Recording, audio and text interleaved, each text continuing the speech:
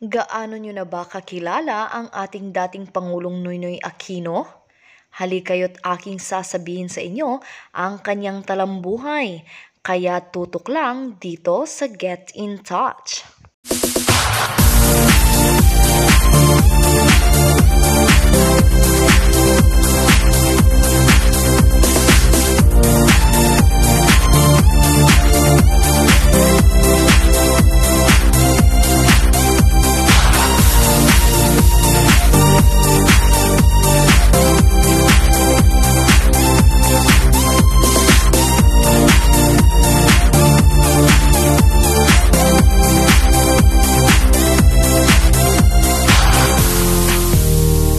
Si Simeon Benigno Noynoy Aquino III ay ipinanganak noong February 8, 1960. Ay isang Pilipinong politiko na naglingkod bilang ika-15 Pangulo ng Pilipinas mula 2010 hanggang 2016. Siya ay ang tanging anak na lalaki ng dating Pangulong Corazon Aquino at dating Senador Benigno Aquino Jr. Nagtapos sa pamantasan ng Ateneo de Manila, siya ay malubhang nasugatan ng rebeldeng sundalo sa isang nabigong pagtatangka sa panahon ng pagkapangulo ng kanyang ina. Noong 1998, siya ay inihalal sa kapulungan ng mga kinatawan bilang kinatawan ng ika-2 distrito ng Tarlac sa lalawigan ng 11th Congress ng Pilipinas. Siya ay nare-elect ng 2 beses, sa kalaunan siya ay naging Deputy Speaker. Noong 2007, siya ay nahalal sa Senado na ika-14 na Kongreso ng Pilipinas. Siya rin ang kapatid na lalaki ng TV host at aktres Chris Aquino. Si Benigno Aquino III ay isa sa 5 mga anak ni Benigno Aquino Jr. na vice-gobernador ng Tarlac sa panahong iyon at Corazon Aquino. Siya ay may 4 na kapatid na babae, Maria Elena Obalsi, Aurora Corazon, Pinky, Victoria Eliza Biel at Cristina Bernadette Chris. Nag-aral si Noynoy sa pamantasang Ateneo de Manila University para sa kanyang elementarya, mataas na paaralan at kolehiyo na nagtapos noong 1981 na may Bachelor of Arts degree sa Economics. Pagkatapos ng kolehiyo, siya ay sumali sa kanyang pamilya sa Boston sa pagkakatapon. Noong 1983, ilang sandali lamang matapos ang pagkapatay sa kanyang ama, si Noynoy ay nagkaroon ng isang maikling panahon na panunungkulan bilang isang miyembro ng Philippine Business for Social Progress. Mula 1985 hanggang 1986, siya ay Retail Sales Supervisor at Youth Promotions Assistant para sa Nike Philippines at naging isang Assistant for Advertising and Promotions din para sa Mondragon Philippines. Noong 1986, siya ay sumali sa isang Entrastrata Assurance Corporation bilang Vice-Presidente ng korporasyon na pag-aari din ng kanilang pamilya. Noong Agosto 28, 1987, habang 18 buwan sa pagkapangulo ang inang si Cory, isang hindi matagumpay na pagtatangkang kubkubin ang Malacanang Palace ang naganap. Pinamunuan ito ni Gregorio Hunasan. Si Noynoy ang 2 bloke lamang mula sa palasyo nang sumiklab ang isang sunog. 3 sa 4 niyang security escorts ay napatay at ang ika-4 ay nasugatan sa pagpoprotekta sa kanya. Si Noynoy man ay natamaan din ng 5 bala, kung saan ang isa ay nakaimbid pa rin sa kanyang leeg. Mula 1986 hanggang 1993, si Noynoy ay Vice President at Ingat Yaman para sa Best Security Agency Corporation, isang kumpanya na pag-aari ng kanyang tiyuhing si Anulin Oreta. Nagtrabaho din siya para sa Central Azucarera de Tarlac noong 1993, ang kumpanyang pag-aari ng Angkang Kuangko. Nagsimula siya bilang Executive Assistant for Administration bago naging Field Services Manager noong 1996. Si Aquino ay isa sa nangungunang kasapi ng Liberal Party. Siya ang Vice Chairman ng Partido Liberal mula noong March 17, 2006 hanggang sa kasalukuyan. Siya ay dating Secretary General ng partido noong 1999 hanggang 2002. Vice Presidente ng Luzon Liberal Party 2002 hanggang 2004 at ang Secretary General ng partido 2004, Marso 2006. Si Aquino ay kasama rin sa isang pangkat ng Liberal Party na tumututol sa pamahalaan ng Pangulong Gloria Macapagal Arroyo dahil na rin sa di umano'y paglabag ng gobyerno sa karapatang pantao. Inihalal si Aquino sa kapulungan ng mga kinatawan noong 1998 na kumakatawan sa 2nd District ng Tarlac. Siya ay nanalong muli sa halalan noong 2001 at 2004 at nagsilbi hanggang 2007.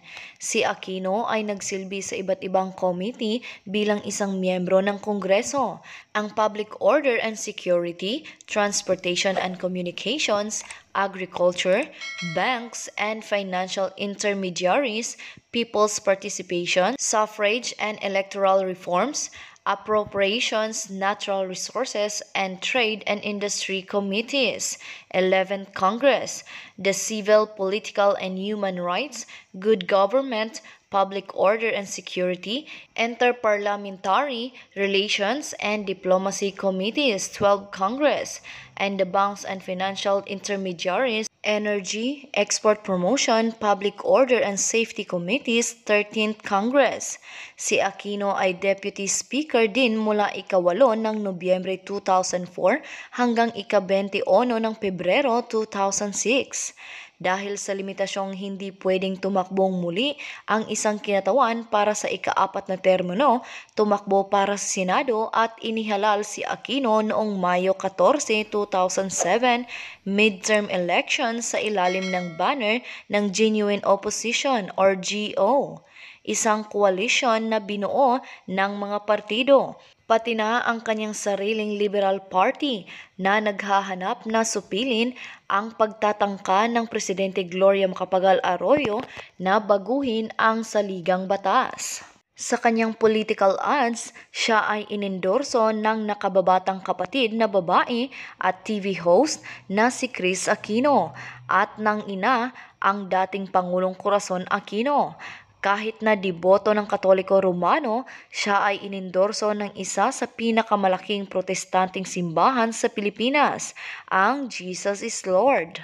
Nagtamo si Aquino ng higit sa 14.3 million votes upang maging pang-anim sa 37 na kandidato para sa 12 bakanting posisyon sa Senado ng halalang iyon. Nagsimula ang kanyang panunungkulan noong Hunyo 30, 2007. Sa panahon ng kampanya, sinuportahan ni Aquino ang aplikasyon ng kanyang dating kaaway na si Senador Gregorio Honasan para sa lagak. I endorse Honasan's request for bail para parehas ang laban. I was hit by bullets from Honasan's men in the neck and hips but that's past now. The principle of my father was respect the rights even of your enemies. Ito ang nagpatingkad ng demokrasya. Genuine reconciliation is democracy in action, sabi ni Aquino sa Job Tabada of Cebu Daily News on 5 March 2007. He was referring to two bloody cops' attempts against his mother in 1987 and 1989, in the first of which Aquino was seriously injured.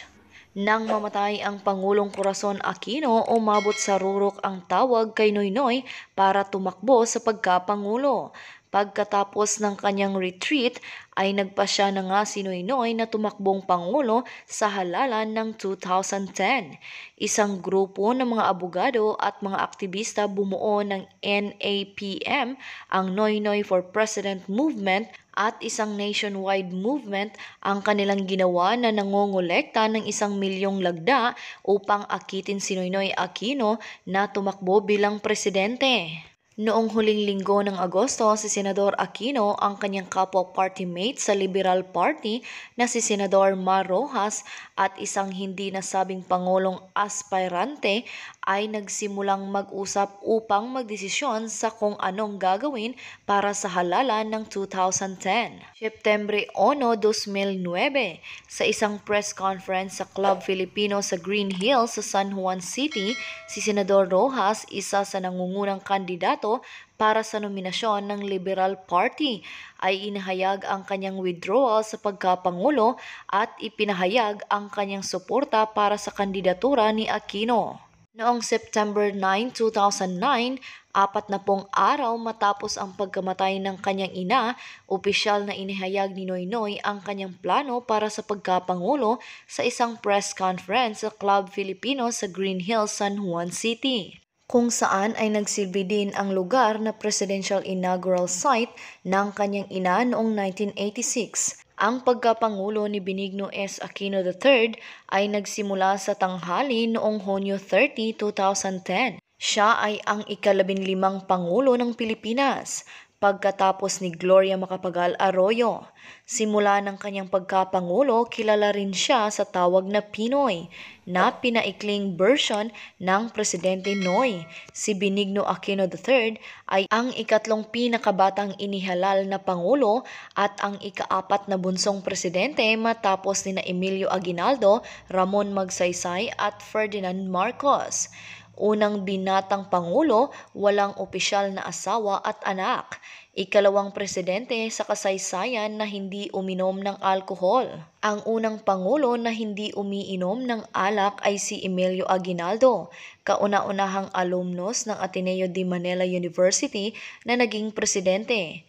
Ikalawang pangulo ang naging isang anak ng isang dating presidente, Corazon Aquino. Unang pangulo na naging dating mag-aaral ng isang dating presidente, Gloria Macapagal Arroyo. Si Noy Noy Aquino ay nanatiling single, ngunit may mga bulong-bulungan na nagkaroon ito ng relasyon kay Corina Sanchez, Bernadette Sembrano at aktres na si Diana Subiri sa nakalipas. Marami pang babae ang naling sa kanya. Ano ngayon ang inyong masasabi tungkol sa ating pinag-usapan? Huwag kayong mahiyang magbigay ng inyong reaksyon o komento sa comment section na ito. Kung ikaw at iyong kaibigan ay mahilig sa mga celebrity updates, ay huwag kalimutang mag-subscribe, i-like at i-share sa kanila para maging updated din sila. At ikaw din, huwag kaligtaang pindutin ang bell button para lagi kang mauuna sa mga bago kong uploads na video.